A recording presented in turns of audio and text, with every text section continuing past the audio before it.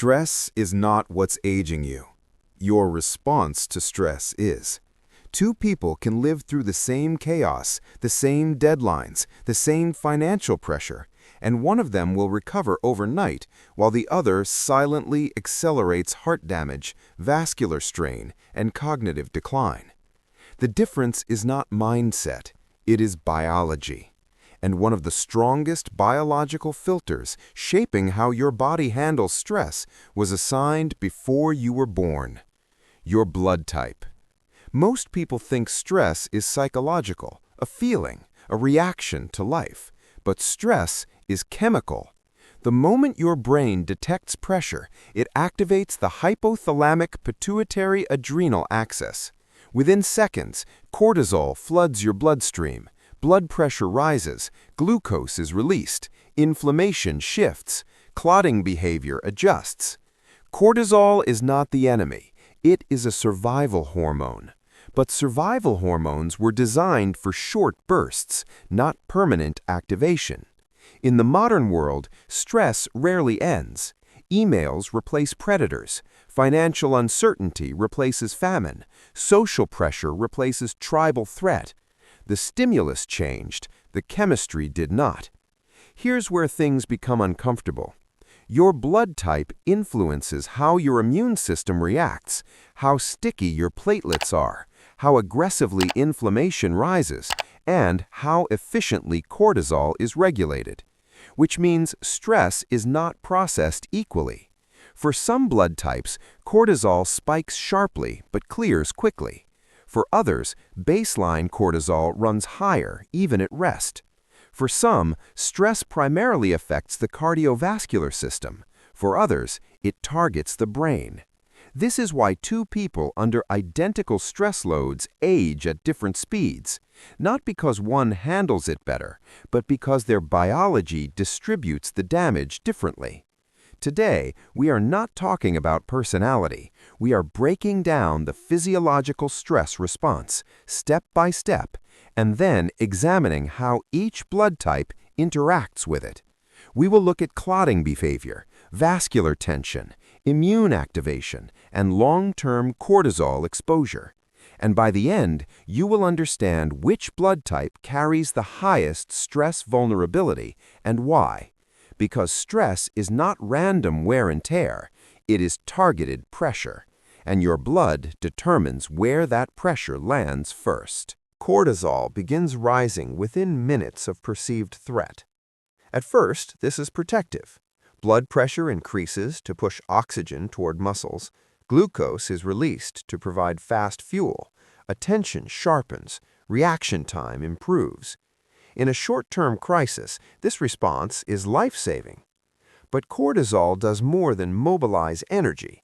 It also suppresses certain immune pathways, alters clotting behavior, and signals the cardiovascular system to stay alert. If the signal turns off quickly, the body resets. Inflammation settles. Heart rate normalizes. Repair resumes.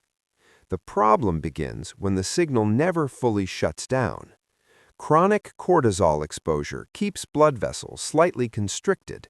It raises baseline blood pressure. It increases circulating glucose even when you are not eating. Over years, this creates microscopic damage along the vascular walls. Now, here is where biology begins to diverge. Cortisol does not act on a neutral bloodstream. It interacts with platelet density, clotting factors, inflammatory markers, and endothelial sensitivity, all of which vary by blood type. Imagine stress as electrical current. Cortisol is the voltage. Your blood type determines the wiring. If clotting factors are naturally higher, stress thickens the blood faster.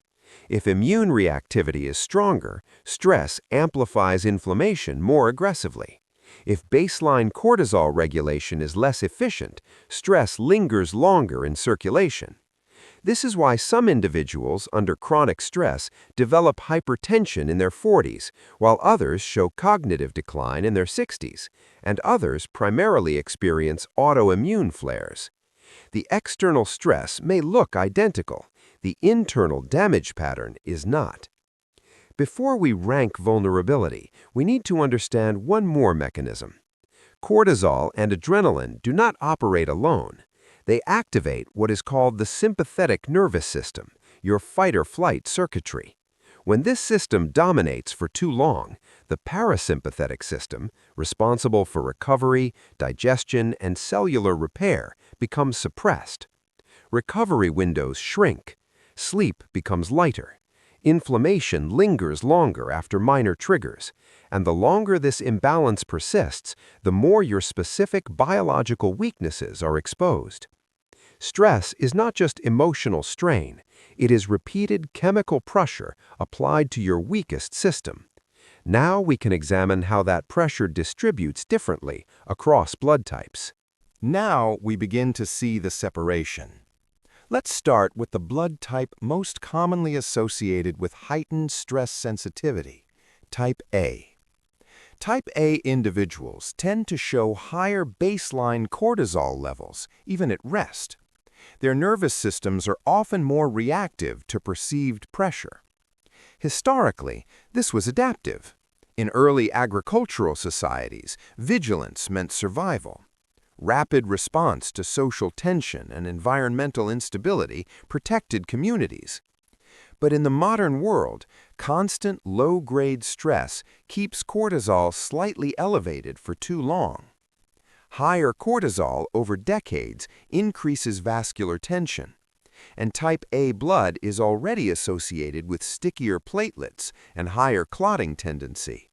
When stress hormones and clotting factors combine, cardiovascular strain accelerates quietly. This is why chronic stress in type A individuals often translates into earlier hypertension, arterial stiffness, and elevated stroke risk if not actively managed. Now contrast that with type O. Type O individuals generally carry lower baseline clotting factors. Their blood flows more freely, offering natural cardiovascular protection under stress. When cortisol rises, vascular damage may progress more slowly compared to type A. But type O has a different vulnerability. Under prolonged stress, cortisol suppresses immune regulation in the gut, and type O is already more prone to certain gastrointestinal inflammatory responses. Chronic stress in type O does not usually attack the heart first, it destabilizes digestion. Burning sensations, ulcers, chronic stomach irritation, systemic inflammation that begins in the gut lining. The damage pattern shifts location. Now consider type B.